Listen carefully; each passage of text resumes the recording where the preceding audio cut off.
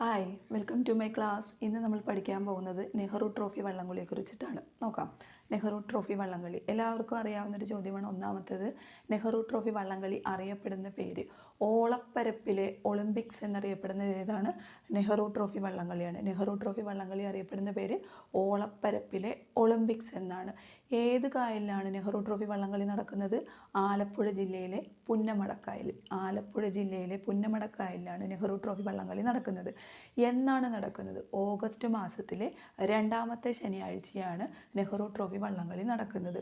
1952 മുതലാണ് നെഹ്റു ട്രോഫി വള്ളംകളി തുടങ്ങിയത്. ഇതിൻ്റെ ആദ്യകാല പേര് പ്രൈം മിനിസ്റ്റേഴ്സ് ട്രോഫി എന്നാണ്.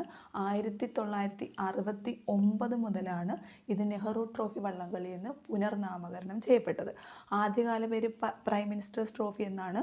എന്നാൽ ഇതിന് ഇങ്ങനെ പേര് വരാൻ കാരണം 1952 നമ്മുടെ പ്രധാനമന്ത്രിയായിരുന്ന ജവഹർലാൽ നെഹ്റു ആലപ്പുഴ ജില്ലയിൽ വരികയും അദ്ദേഹം ചുണ്ടൻ വള്ളംകളി കാണാനിടയാവുകയും അന്ന് അദ്ദേഹം കൊടുത്ത ട്രോഫിയാണ് ഇപ്പോൾ പ്രശസ്തമായ നെഹ്റു ട്രോഫി എന്ന് പ്രശസ്തി ആർജിച്ച് നമ്മൾ കേട്ടുകൊണ്ടിരിക്കുന്നത്. ഓക്കെ, ദെൻ ഏറ്റവും കൂടുതൽ കാലം നെഹ്റു ട്രോഫി ജേതാവ് എന്ന് പറയുന്നത് കരിച്ചാൽ ചുണ്ടനാണ്. ഏറ്റവും കൂടുതൽ നേടിയത് ആരാണ്?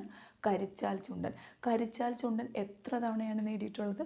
16 തവണയാണ് കരിച്ചാൽ ചുണ്ടൻ ട്രോഫി നേടിയിട്ടുള്ളത്. ഈ കരിച്ചാൽ ചുണ്ടൻ തന്നെയാണ് 2024 നടന്നത് 70ാമത് നെഹ്റു ട്രോഫി വള്ളംകളിയാണ്. ഈ 70ാമത് നെഹ്റു ട്രോഫി വള്ളംകളിയുടെ ജേതാവ് കരിച്ചാൽ ചുണ്ടനാണ്. ആദ്യം നേടിയത് ആരെന്ന് ചോദിച്ചാൽ ആദ്യം നേടിയത് നടുഭാഗം ചുണ്ടനാണ്. ആദ്യത്തെ നെഹ്റു ട്രോഫി ജേതാവ് ആദ്യം തുടങ്ങിയത് എന്നാണ്? 1952 നമ്മൾ പറഞ്ഞു. 1952 ജേതാവ് നടുഭാഗം ചുണ്ടനാണ്.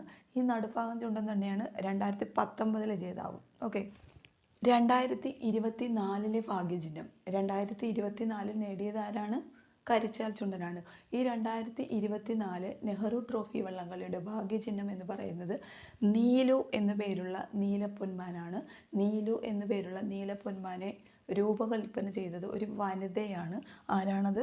KV ബിജിമോൾ. ആദ്യമായിട്ടാണ് ഒരു വനിത നെഹ്റു ട്രോഫി വള്ളംകളിയുടെ ഭാഗ്യചിഹ്നം രൂപകൽപ്പന ചെയ്തത്. ആരാണ് രൂപകൽപ്പന ചെയ്തത്? KV ബിജിമോൾ. 2025 നെഹ്റു ട്രോഫി വള്ളംകളിയുടെ ഭാഗ്യചിഹ്നം എന്ന് പറയുന്നത് ഹെഡ്സെറ്റ് ഉണ്ടല്ലോ, ഹെഡ്സെറ്റ് കുത്തിയ, അതുപോലെ തന്നെ കളിവള്ളം തുഴയുന്ന കാക്കത്തമ്പുരാട്ടിയാണ്. ഹെഡ്സെറ്റ് കുത്തിയ കളിവെള്ളം തുഴയുന്ന കാക്കത്തമ്പുരാട്ടി. ഈ ഹെഡ്സെറ്റ് ഒരെണ്ണത്തിനാണ് പ്രതിദാനം ചെയ്യുക. എന്തിനാണ് ഹെഡ്സെറ്റ് പ്രതിദാനം ചെയ്യുന്നതെന്നറിയാമോ?